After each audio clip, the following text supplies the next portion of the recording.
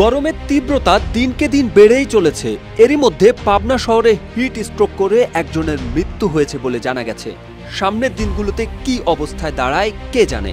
কারণ আজকে বাংলাদেশের তাপমাত্রা মধ্যপ্রাচ্য কিংবা আফ্রিকার যে কোনো শহরের চেয়ে বেশি, অথচ মধ্যপ্রাচ্য মানেই মরুভূমি, সূর্যের প্রখর উত্তাপ, যেখানে তাপমাত্রা স্বাভাবিক সময়ে থাকে 50 ডিগ্রির উপরে, সচরাচর পাওয়া যায় না বৃষ্টির ছোঁয়া।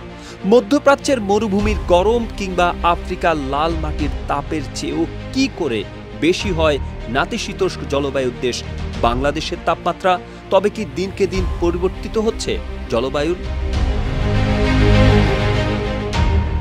আজকে বাংলাদেশের সর্বোচ্চ 42.6 ডিগ্রি সেলসিয়াস তাপমাত্রা রেকর্ড করা হয়েছে। অন্যদিকে মার্কিন প্রতিষ্ঠান একুয়া ওয়েদারের তথ্য অনুযায়ী আজ সৌদির রাজধানী রিয়াদে 35 ডিগ্রি, দুবাইয়ে 28 ডিগ্রি, সৌদির জেদ্দাতে 33 ডিগ্রি, কুয়েতের রাজধানী কুয়েত সিটিতে 36 ডিগ্রি, কাতারের দোহার তাপমাত্রা 29 ডিগ্রি, বাহরাইনের রাজধানী মানামার তাপমাত্রা 30 ডিগ্রি সেলসিয়াস রেকর্ড করা হয়েছে। অর্থাৎ গরমের দেশ নামে খ্যাত সৌদি আরব, কাতার, দুবাইয়ের চেয়েও বেশি বাংলাদেশের তাপমাত্রা। শুধু মধ্যপ্রাচ্য নয়, ঢাকাকে টেক্কা দিতে পারেনি আফ্রিকাও। কারণ আফ্রিকার নাইরোবির তাপমাত্রা 25 ডিগ্রি, মোগাদিসুতে 33 ডিগ্রি, ঘানাতে 35 ডিগ্রি সেলসিয়াস। আর বাংলাদেশের রাজধানী ঢাকার তাপমাত্রা আজকে সর্বোচ্চ 40.40 ডিগ্রি সেলসিয়াস রেকর্ড করা হয়েছে।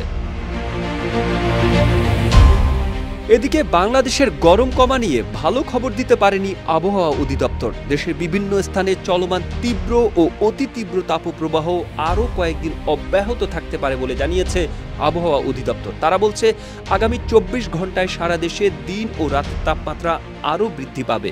এমন অবস্থায় জারি করা হয়েছে হিট অ্যালার্ট। চিকিৎসকরা বলছেন, সকাল 10টার পর এবং বিকেল 5টার আগে রাস্তায় না বেরোনোই ভালো। কিন্তু এই রুটিন মেনে চলা সম্ভব না হলে সতর্কতা মানতে হবে। বাইরে গেলে ছাতা নিন বা মাথায় কাপড় বেঁধে নেবেন। মাস্ক বা সুতির কাপড় দিয়ে নাক মুখ ঢেকে নেওয়া ভালো। সঙ্গে পানি রাখবেন, পরতে হবে হালকা সুতির পোশাক। গরমে প্রচুর ঘাম হয়, ঘামের সঙ্গে শরীর থেকে লবণ বেরিয়ে যায়, যার কারণে ডিহাইড্রেশন হতে পারে। তাই প্রচুর পানি খেতে হবে। পানির পাশাপাশি মাঝে মাঝে ইলেকট্রোলাইট ওয়াটার, লবণ, চিনি, লেবুর পানি পান করুন। গ্লুকোজ পানি কিছুটা লবণ মিশিয়ে খান।